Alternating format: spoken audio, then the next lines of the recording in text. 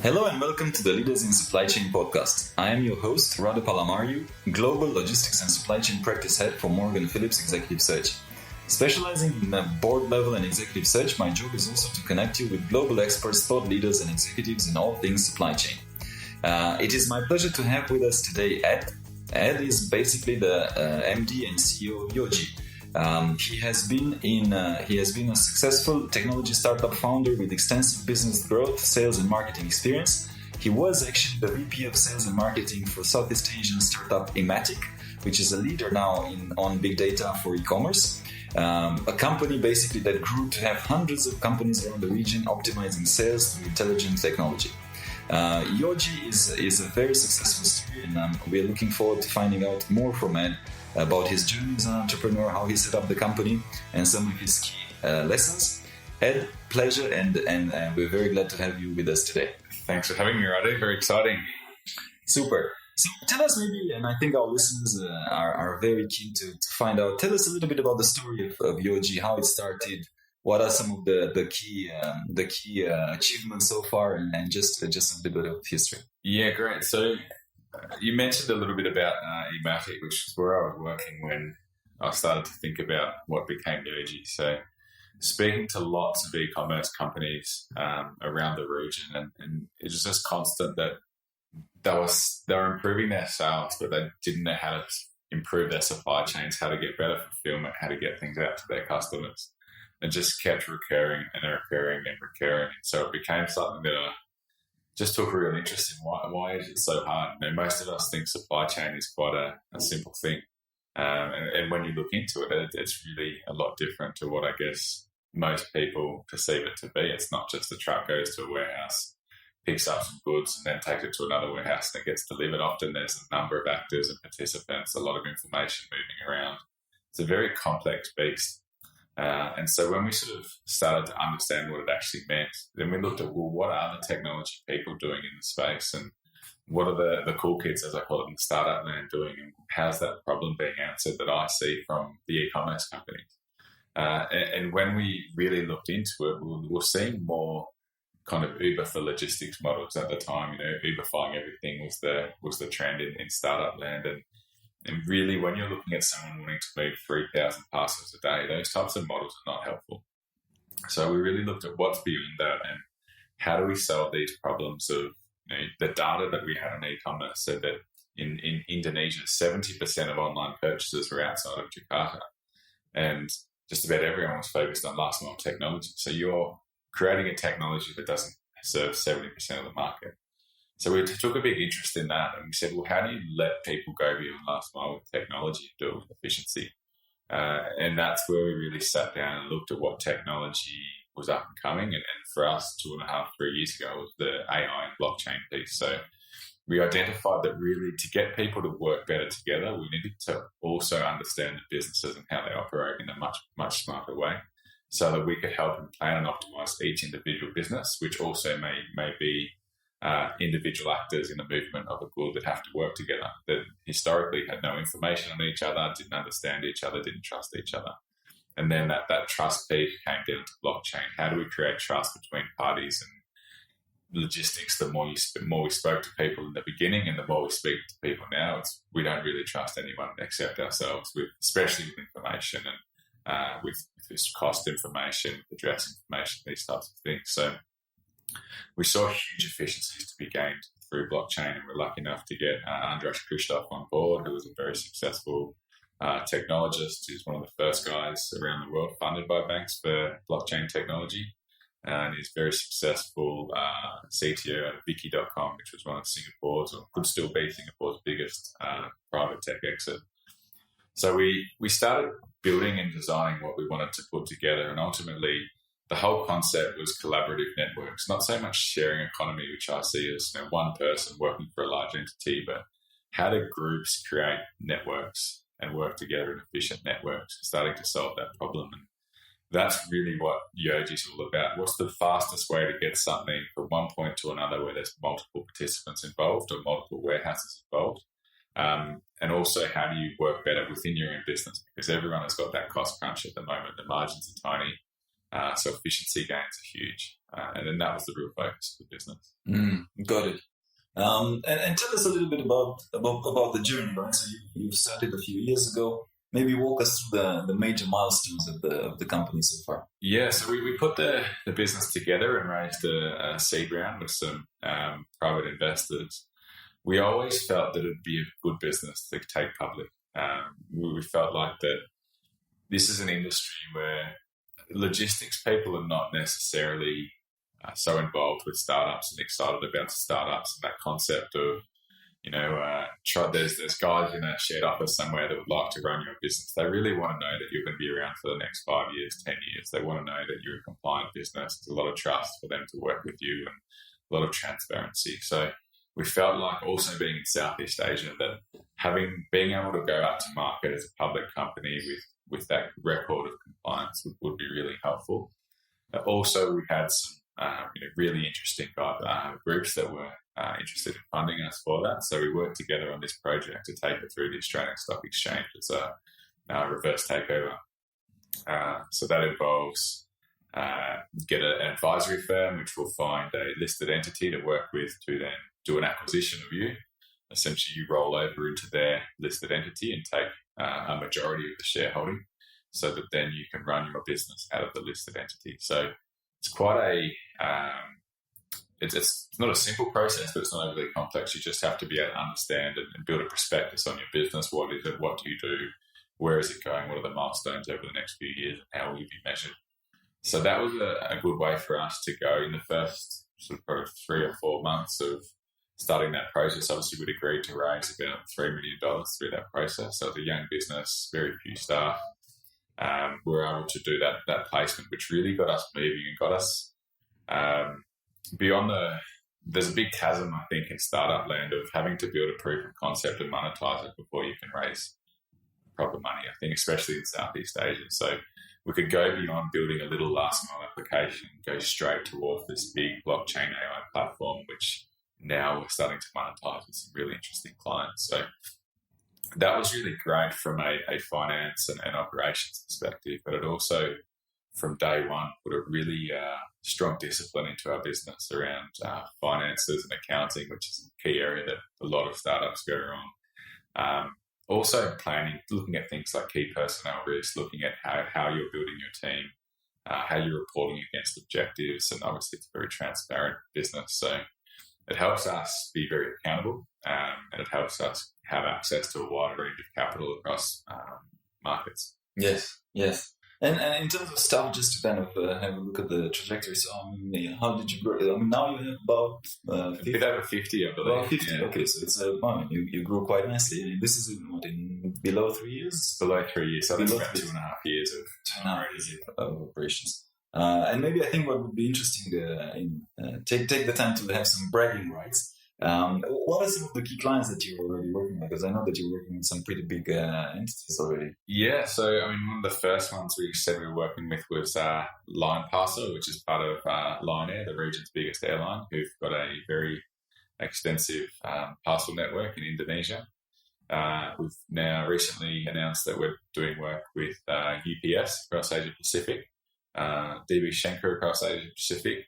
In Australia, we're doing work with a company called Sila, which is part of Sinatrans, China's biggest logistics company. So there's lots of really exciting projects in the larger space. But I think also the SME space for us is really exciting as well, because there's thousands or tens of thousands of companies there looking to digitize and get access to new work. And essentially everything these days runs off an API. And if you don't have that API connection into your business, it's very hard to get new types of jobs from the marketplace. So digitizing logistics companies on the smaller scale is also very exciting for us as well. And we're building up a book of SMEs and guys trying to transform their business or start a new business based on digital technology in the logistics space. So very exciting. And where we see that's important is that there's a very high cost of building technology. And we had a belief early on that if you're going to be a logistics operator or a last mile company, you shouldn't be building your own technology, because essentially 80% of it's the same company to company. Really, you should be focused on getting customers and delivering jobs. And so we were going out to speak to these types of companies that are are looking to become digital, become kind of more techie and Amazon-like, if you like, and help them stick to what they're good at and support them where their strengths are. Yes, yes. And you started a little bit, and I'm happy that you mentioned the story of going through the stock exchange listing. And I think it's an interesting route, because a lot of startups don't go down that path. And as you said, I think it's extremely important, and I think for the entrepreneurs listening to us, or for the startups listening to us, to understand that that's an option on one side, and also that inbuilt system thinking, also the fact that you really need to get your systems, your processes, your finances right, because otherwise there's no way you can comply, basically. And so it's almost like a rubber stamp to say, okay, this business is legit, all right, and you can trust it. And it forces you to have that discipline early on, whereas I think that's a major challenge for a lot of startups, that because they don't have that discipline early on, as they grow, well, it's a shaky foundation. So it's very interesting story. So I just wanted to drill a little bit deeper into that point, and tell us a little bit, maybe if there's any other lessons or deep or learnings about the listing on the stock exchange, the maturity of the company, the growing, anything else that you would share with other entrepreneurs? Yeah, look, I think it is an interesting model. Obviously, it will work for some people, it might not work for others. But where it's really good is that we have a board of independent directors that are not necessarily there just to take a salary and be part of a growing company. They're there to actually represent shareholders, and also to act in their role as a director to ensure that they're doing everything they can to grow the company in the right direction. And that is something where, once a month I go and meet with them and give my opinions on what we should be doing. And their job is to challenge my positions. I'll question whether we've done all the appropriate steps to take that next step in something which we want to do, because there's usually a cost, whether it's people, whether it's money, whether it's all of these things. So the idea that you become, you regulate yourself as well with people that are independent, that have a reputation outside of the business, that are looking to represent shareholders and support the business the best they can. And also, obviously there's that legal aspect of it as well, which you're always working on. But all of that gives you good process in a business. You have to build a business case to follow a new strategy. And when you're a startup, and I'm sure in logistics, there's lots of shiny balls and opportunities everywhere that you can go and chase after. There's so many gaps, there's so many holes, there's so many opportunities to chase with technology, that you're forced to really focus down on the ones that you can be really good at, and you can do and build a sustainable business up. So it helps you have people that are not just yes people, but people that will challenge your positions. And then I think we've got a much bigger platform to tell our story. So one of the hardest things to do as a small company is to be heard and be seen and get known about. So as a company working out of Singapore, you sign a deal with the UPS or a DB Schenker. How do you get word out to people, new investors? In Singapore or in Southeast Asia, you can kind of try and send a press release, and there's amazing platforms like Tech in Asia that do a really good job of promoting companies. But how do you get to a wider audience? How do you get to the funds and institutions that are looking for the next business? So we have our ASX platform where we can go and release our information to, I think the company's now got 6,000, 7,000 shareholders. So that's a group of people that we can talk to on a regular basis and give them an update. And, startup is, I think 50% putting your head down and working really hard. It's 50% being able to explain your story to people and creating a sense of, I guess, excitement and opportunity around the story and where you're heading. And it's a difficult thing which a lot of startups, I think, leave behind in terms of what is it that the problem you're solving and where is the opportunity. And it's not if we get 1% of this $1 billion market, we're going to be worth X. This is what Yojee is focused on, and this is how you can see us taking big steps forward, and you can see the exciting opportunities from the scale of things based on data points along your journey. So we have constant ability to share our story with existing investors, which I think there's about 6,000, but also to new funds who are looking for new opportunities to buy in liquid markets, which is exciting. The other exciting thing is for staff is that they have access to a liquid employee share options plan. So, I think many people go into private businesses, get some shares, and at what point are you able to cash out on that opportunity? Whereas in a public market, you do your time, you've got your shares once you leave or once you reach your cliff when you can exercise your shares or options, then you've a liquid share in a tradable market. So it's a really positive thing to offer people something that's real and tangible on top of their salary and that excitement around being part of a public company. And so those are really interesting areas where it's that big platform to offer new things to employees, offer new opportunities to people who are investing in public markets that are looking for the next growth story. And what better place to look at growth stories than Southeast Asia, than logistics, and these are areas that everyone's interested in, I think. So it's a good place to be. Absolutely.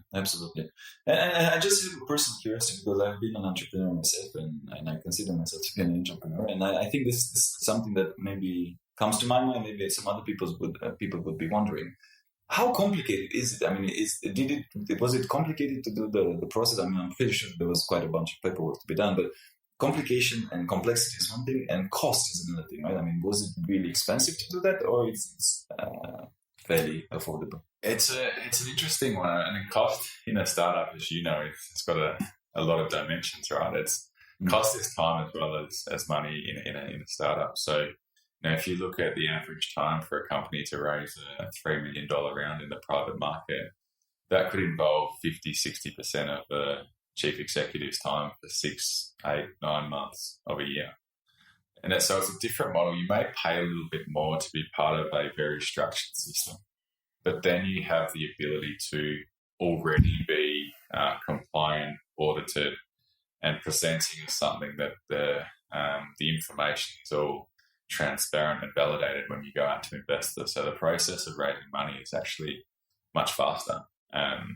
All of the information for them to find about your company is there for them, and they can find out just as much if they want to put in a couple of million as if they want to buy $5,000 worth of shares. The information is public. You can do your research. You can make your decision. So it does have an additional cost in terms of money, but it has a lot of savings in terms of time and efficiency, and also the number of different types of funds you can speak to around the world that would be interested in participating, because it's on a regulated platform, it's liquid, and these types of things. So it certainly has its advantages in some areas. It's just a matter of looking at your type of business and what you want to achieve. And I think one of the things I've learned across the 3 startups that I've been involved in is don't start a business unless you know where your sort of Series A, Series B, Series C would come from, and you're speaking to those investors and they're saying, we want to come on the journey with you. I think it's very hard to start and then 3 months in start to look for your first funding, not knowing where that pathway is, especially in this region where it's not like Silicon Valley and the access to funds is a bit different. So you really have to know where that funding is going to come from and prepare your business and come and meet them when you're ready, saying, here's what I said I was going to do, here's where we are now, and let's take it to the next step.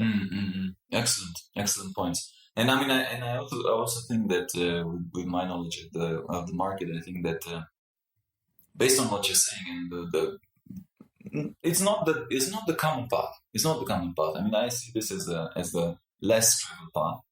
I mean, you stand out just because of that, and we do work with some venture capital and private equity funds, and I know for a fact that just like you shared, they're very much looking for this rubber stamps. They're very much, I mean, it's easier for them to take a company that has already gone through the auditing process and is already certified in a way by an external entity, right? Rather than take all the risk and have to do it, and the time and everything that is involved. Big cost to them. It's a big cost to them. I mean, again, it's very good that you mentioned the 2 factors, because indeed cost is time and money. So it's a very good point that you make. So thank you for sharing. Very, very insightful for me, and hopefully for the people that are listening. So moving forward to the next question, because obviously the Yojee is a lot about 2 key elements, right? Blockchain and AI. Do you think blockchain is going to transform the industry? I think there's too much hype about blockchain, which makes it really difficult to navigate. There's lots of people standing up at conferences and talking about how it will change the world and all of its amazing things. But essentially, blockchain gives you accountability and truth and immutable. So once it's there, You can't reverse engineer it. You can't change it. You can't go back before the time that a hash on a blockchain was put down and say that, no, we'll go back and edit that and change this document to be something else. So it takes out that ability to change things and to do things behind the scenes that people would call illegal or immoral or inefficient. So where it's going to be really good for logistics and supply chain is that there's a lot of places where a lot of people are involved and they either don't trust each other or trust is not enough. So what that means is that a manufacturer and a trucking company don't necessarily have trust that they're going to be, that one is going to pay the other and that one is going to do the job that the other asks. So a blockchain is a way to create presence and history of both companies and show that both have a authentication process, whether it's your history of payment, whether it's your history of jobs completed and on time, whether it's that you've got all of your licenses and your regulations in place and you're manufacturing from accredited warehouses. So these types of things are really important, and where that's important is if I'm moving food across the world and I want to say it's organic and I want to prove that it went through all of the different organic accredited warehouses and followed the path from whether it's Californian almonds that are organic that you're sending into Asia, being able to prove that that's what the item is and then track it through history on a blockchain so it can't be reverse engineered and changed. I think food, medicine, luxury goods would be a huge growth area for blockchain initially because it's very customer driven. So that side of authentication of goods. But then you look at a company like a DB Schenker or a Maersk and lots of documents flying around the world at any point in time. And it's not just, it's internal, it's external, and there's lots of compliance as a layer on top of that, proving that someone signed up on this and the next step and the next step. And I've heard statistics like the cost of moving a container, that administration is twice the physical movement cost. So there's huge costs in the documentation and labour. Europe, Australia, places where labour is very high and you're spending hours and hours and hours on these bills of lading and manifest, customs clearance, and being able to narrow that down into contracts where everyone can interact with, but then you can't change it once something's happened. So every different actor in the supply chain can contribute and authenticate their part, and then that comes into one document which can be shared with customs on either side and these types of things. So I think it would reduce a lot of the inefficiency in the system, and that's around establishing trust and relationships. It's not going to change how people do things, and it's not going to change at a technology level what is used to optimize or to route or to plan your supply chain, but it will make it much more efficient to do that process. Yes. Over time, of course, because that will always take time and new technologies to implement take time. So that brings us to our next question, really. I mean, where do you see the logistics and supply chain technology going? So I see a lot of pressures coming through the market, and it's more and more from both sides. So Alibaba and Amazon have been things that have come very quickly, and you can almost say out of nowhere at the speed they've grown to the size they have. There's not really examples of that through history of just completely changing the way a market operates in such a short period of time. And I think brands and consumers didn't realise, what they were being part of. And brands, you look at a company like a Nike or someone else that's selling on a company like Amazon's platform, who Amazon might be selling it cheaper than what they are, and consumers are saying, well, I want a 3-hour delivery, and they have access to so many more products. So a lot of brands lost control over their brands because of these things. A lot of consumers took a lot of control over logistics. And then you've got the guys in the middle, the logistics companies, trying to work out, well, how does this work for us? And the costs are so low, things are going at such microscopic at the single SKU level. A pair of socks is being moved through my supply chain. I have to work out how to get it to this customer in time. So you need to change pretty quickly if you want to remain part of it, but also if you just want to be good at it, right? So people haven't been able to, historically, they do a lot of outsourcing, subcontracting, and visibility was something that was poor, but it wasn't that important because it would be at a container and pallet level, and you could make a phone call and pretty quickly get an answer. But now there's so many things moving to so many places so quickly, and customers want to know what's going on. That whole visibility and transparency piece is becoming very important. So being able to get information immediately from your platform about where things are, and also now you have to actually know before the point of failure that something's happening, so you can advise and keep your customer service levels up. Your customer wants to be able to see in real time where things are coming. There's all these new stresses on supply chain, and then you've also got to offer things like 2-hour delivery, same-day delivery to keep up with the likes of Amazon. So the technology is moving into this, Uber-like experience where you can't jump on, you can see where something is, you can quickly make a transaction, you can track it, you've got your history. The operators of logistics companies have got real-time data on their network. They can see if they're hitting an overflow point where maybe they need more subcontractors, all of these things. So it's all about picking up agility. And to give you an example of that, we've got a customer that's got a very large agreement with the Global Express freight mover, and they have that very strict SLA that comes with that, which they're obviously bound to keep, or they lose a very big contract. Now, they work with a lot of subcontractors that do a lot of the work for them. And so then their problem is, well, how do we make sure we meet the SLA with people that we can't even see, and we don't really know how much they even care about that SLA, because we're the business that cares. So you look at ways of, how do I get the visibility of my subcontractor network? How do I help them work smarter? And so they went through a global tender, and we ended up winning that, which was great. But they essentially were looking for a way to push jobs to their subcontractors who were working on the same platform as they were, so they could maintain a single tracking link visibility that the customer had, the recipient had. And so you've got 5, 10, 20, 30 subcontractors using the same platform. So essentially they're an extension of your technology platform without sharing your customer information or your database or your transaction history, so that then you can collaborate in secret, as we call it.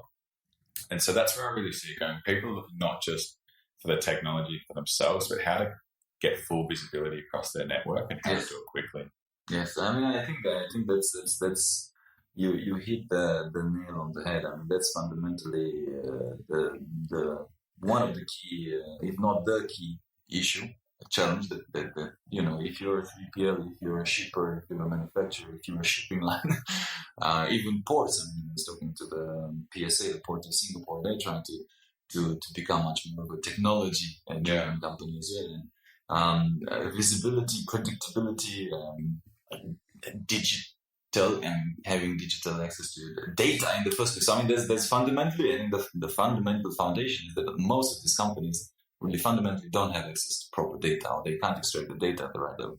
But then on top of that, if you have the correct data, and if you have the technology, and if you have the system, then you will have the visibility and the predictability. But that brings us to the next question, because obviously it's almost like teaching an elephant to run like a horse, right? Because you have these mammoth organizations, both on the manufacturing side, on the 3PL side, large, used to operate in a certain way, in a certain manner. And there's you can always see there's an inertia, right, in terms of enterprise, in terms of technology, in terms of adoption. How do you see these large companies innovating this and adapting? Yeah, it's really interesting because there is a perception that they're slow, and often they can be. They don't want to be, for sure. All of them are are working really hard to innovate, and I'm sure you've spoken to a lot of companies. They're very aggressive with technology and trying to do things. And there's a whole heap of new areas where they should be moving and are moving, and that's all defined by the customer. So, one such opportunity you sort of touched on before, you've got 3PLs that are trying to find their space in the new marketplace. Where can a 3PL offer a lot of value to their customers and keep their customers and avoid them going to global end-to-end contractors or to marketplaces and these types of things? And essentially, their customers are also trying to protect their brand. So if you're getting back to a Nike, or if you're a company that even makes alcohol, they want to control that to customer experience as well. So 3PL is actually a big player in moving things across the supply chain, but they can offer that end-to-end support to customers and that branding and that control over an ecosystem that if you went to a marketplace, you don't get. So there's huge opportunities both for consumer ratings and consumer acceptance, but also for brands that are looking for people that work with them. So those things like the innovation strategy projects that come when we talk to them, sort of you can say a lot of ideas about internal efficiencies, and it doesn't seem to excite them as much as when you say to them things that their customer will love. And that's this customer first thing, that's where we see that the movement's happening really quickly. So you can go and say, our smart routing will save you 15% on your kilometres travelled, or that's really cool. But then you say, but a customer is really interested to see that when you're sent a ship through your network, they can sign on a digital proof of delivery that's got your logo on it, and so that you can show your intent to that customer. And that suddenly becomes very interesting. And it's the same with the authentication of food through a network. So if you can offer a part of the fact that you can track their goods through a blockchain and move it into China, and it reduces the number of counterfeits sold because you can authenticate, that's very interesting. So it's about, they're all looking to move where the customers are, and then the customers will rush them. And we can see that with Amazon, what's happening. Everyone's trying to adapt to that new marketplace model. So they're doing things like micro projects, looking at their big problems and launching small projects to test out how they can solve those problems. And I think they see that the best way for them to evolve is almost to disrupt themselves, find some good technology, start using it, and let it flow back through the business. And obviously there's a bit of IT team acceptance that's required to get the technology in. But once it's in, letting the technology do its thing and work with the customers, let the customers define what the technology is going to do for them, and let it flow back up, as opposed to trying to push it down from those big innovation teams.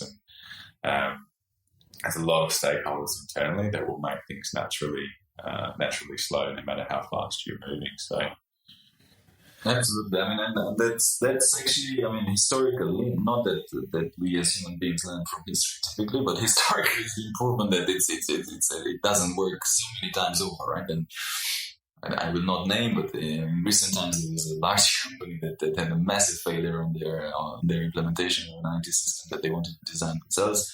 On the successful side and on the positive side, I think more and more companies are realizing, in 3PLs particularly, there were a couple that have kind of started the fund to invest actually themselves into startups, Merst has one twill, Kunanaga launched something with Temasek here in Asia, where they're trying to spot new technologies, new startups. Back to your point, they want to disrupt themselves, but they're also, I think, smart enough to recognize that you cannot disrupt yourself within yourself. I mean, you need to have an external, or you need to invest in an external entity that will do that. Whilst on your existing business, just focus on optimizing your costs and all of the normal management type of an existing model. And I think you actually probably see this much more than I do, that the systems they have, whilst they might be old, they're not necessarily bad. That people love the systems they're working on. So there's that. I understand it and I like it, and I might have been at the company for 20 years, 10 years. I know how this works. I'm comfortable to come and sit at the desk and use the system, and so I don't have a great need to move. And at an executive level, you've got KPIs and these types of things. The big system changes can have a big cost to the business in the short term while you adapt and evolve and test and fail and fix and do all of these things. So there's all of these. It's not just user experience. It's not just where you should be going, but there's that love of sustaining what's happening within businesses where middle management and users and the guys in the warehouse are comfortable, they're trained, they know how to use the systems they have. So it's that, loving the system is really important. So getting to people where they can use it and test it quickly and get their hands on it, bash it around, try and break it, see how it helps them. And then they begin to adopt it organically. So this is actually better than what I had before and I'm enjoying using it. And we always had in mind building our system something that was plug and play. So essentially it's mobile apps and a web browser, and you're up and running. And you can do it with 1% of your fleet, you can do it with 20% of your fleet, you can do it with all of your fleet, depending on your model and how you want to test it within your business. Because the days of big kind of SAP transformations across the business, especially for new technologies, it's much more difficult to do now. So when people come back to the business and say, hey, we just tried this and we love it, it's a much easier thing to discuss than we're proposing to do this to your implementation of this new technology. It's an easier sell, absolutely. It's an easier sell. What are some of the key messages you wish you could tell every logistics CEO? So for me, I think there's this fail fast is something that Mark Zuckerberg has said, and a lot of people read about this, but I think it gets almost to the opposite of that. It says start quickly.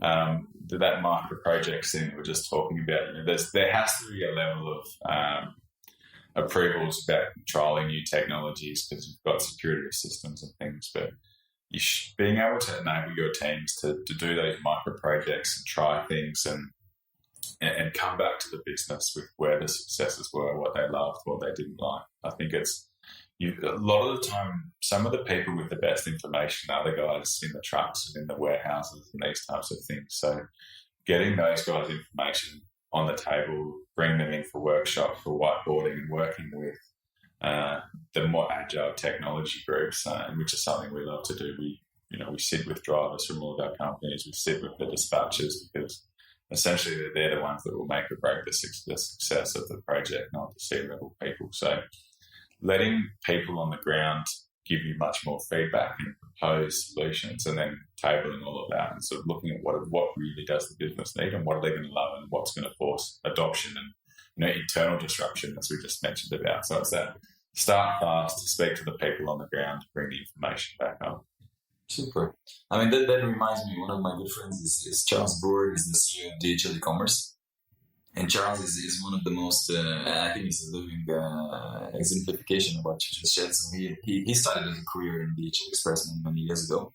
And now as the CEO, he likes to go on the back of the motorbike and do the delivery together with his delivery guys himself, because he wants to be in the action, to be in the flow. He goes and walks in the warehouse together with the team, has a meal with the team when he goes to a new country or one of the countries of DHL. So I think it's a down-up kind of you got to get the information from the people that are actually involved in the business, that are actually doing the things. You cannot only rely on management, senior management, because of obvious cause there's a disconnect somewhere. I mean, you cannot be as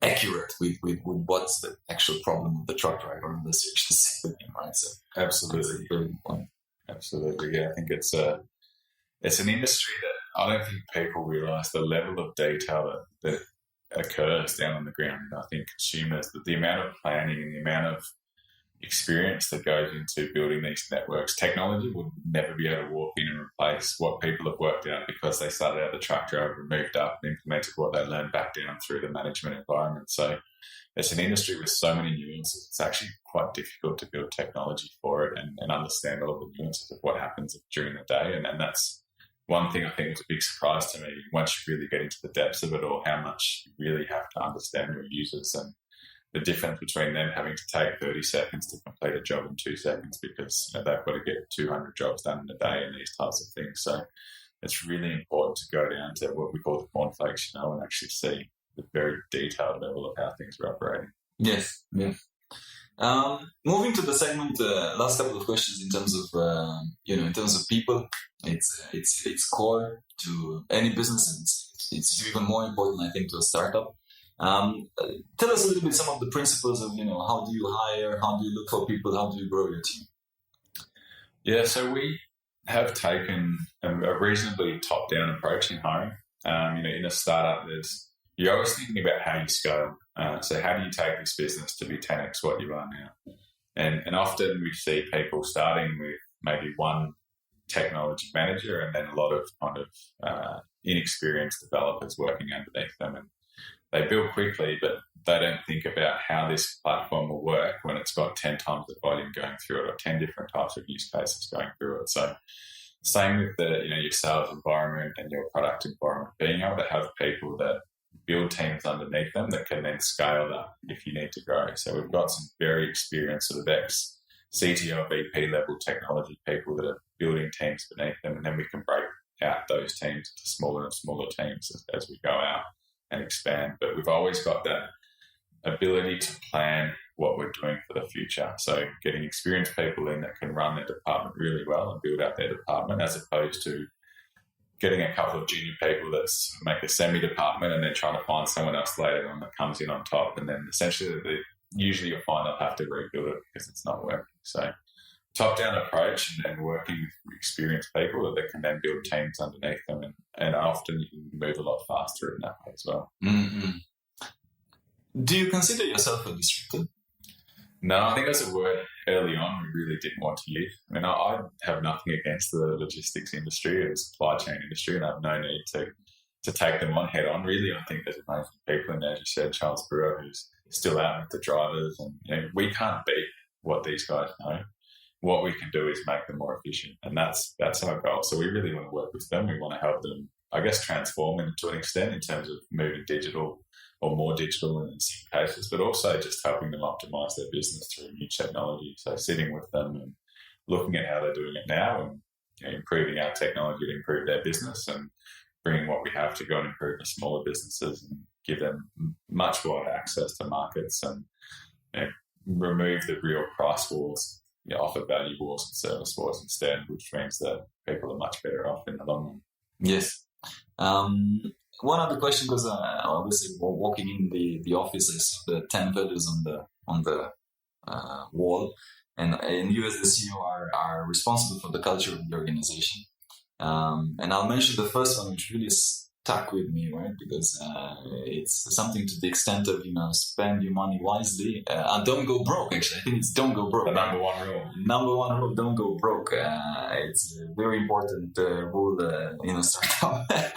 Where did you come up with it, and how did you inculcate it in the culture? Yeah, so I mean, I've been in a couple of businesses before, and in startups, often you can think there's this gravy train of funding ahead of you, and it's never a good way to build a business. You need to be able to build a sustainable business, and every dollar should count. And I never think about the money that is in my budget or our budget as our money. It's investors' money that they're trusting you with to grow the business. So you have to watch it closely and make sure that you're doing the best you can with every dollar you've been given to execute the growth that I'm after and they're after and our team wants. So just always being humble in what you have within the business and the money you have, and making sure that you're not just wasting it because you think there's more. So our business, one of the things we've done is we've really given staff the opportunity to demonstrate that they're believers in that. So we don't necessarily come and bring in a lot of policies and say that this is what you have to do and these types of things. We have some of those, but a lot of the time it's the staff that lead that and are accountable for each other. So I'm all about kind of team-led culture, and they essentially define the culture back to the business group. And we haven't seen anyone go wasting lots of money. We haven't seen anyone doing things they shouldn't be doing, and it's supporting them for doing that and not necessarily creating lots of rules and regulations and stipulations that let them feel like they're not trusted. So I think if you trust them and if you demonstrate to them that there's a great opportunity for all of us and letting them meet the investors and things like that, then they feel a much greater sense of responsibility. So I think everyone feels part of that process. No one wants to go broke. Obviously, they have to keep a job, but also they feel the responsibility to look after investors, and they're all excited about making a very big company. So every dollar counts in that sense. Mm. And if you were to, obviously, you've had a journey of entrepreneurship, right? If you were to think back when you started, and this question is a question I like to ask, especially for the young people listening to us and for people that are thinking maybe of starting up, what would be maybe, let's say, 2 of the key lessons that you would share? I think there's always going to be people that know more than you.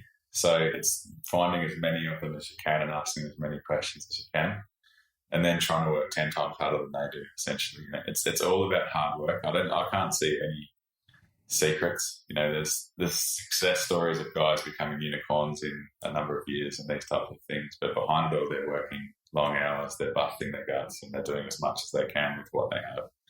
So, for mostly it's hard work. It is sort of, there's no real secret there, I guess. For me, it's just hard work. And then it's, as I said before, it's about, I call it attacking from a defendable position. So never grow too fast. Always try and get to a level in your business and make incremental changes in size. So consolidate. If you bring it in, we doubled our tech team throughout this year.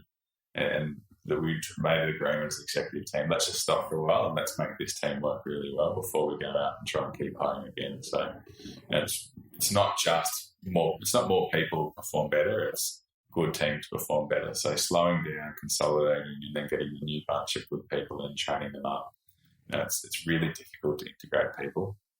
I think people misunderestimate that. To grow a team very quickly is very, very difficult. It's not because the people aren't smart or because they're not capable, but the systems of people working together just takes time to smooth out. So you just have to monitor that growth and do it, I think, more incrementally than just continually bring new people into the business. Yes.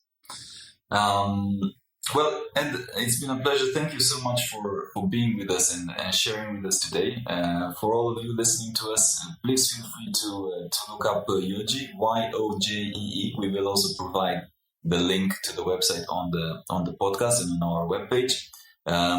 Also, feel free to reach out to Ed, and in case you're looking for a job or internship or something, find him on LinkedIn, and who knows, maybe in the future when they're hiring. And what to wish you, and good luck. Keep growing. Good luck in terms of attracting much more and more and bigger and bigger clients. And I'm sure that in a couple of years, who knows, maybe you'll be the next one. We'll do our best. Thanks so much for having me, Riley. It's a pleasure. Thank you for listening to our podcast. If you liked what you heard, be sure to follow us on radopalamario.com/podcast for all the show notes, links, and extra tips covered in the interview. Make sure also to subscribe to our emailing list to get the news in the nick of time. If you're listening through a streaming platform like iTunes or Stitcher and you like what we do, please kindly review and give us 5 stars so we can keep the energy flowing and get more people to find out about our podcast. I'm most active on LinkedIn, so do feel free to follow me to stay tuned for our latest articles as well as future guests for the podcast. And if you have any suggestions or any other idea, please feel free to write to me. I respond to all. And also, please make sure not to miss our next episode, where we will be having a few other C-level and top leaders in supply chain joining us. Stay tuned.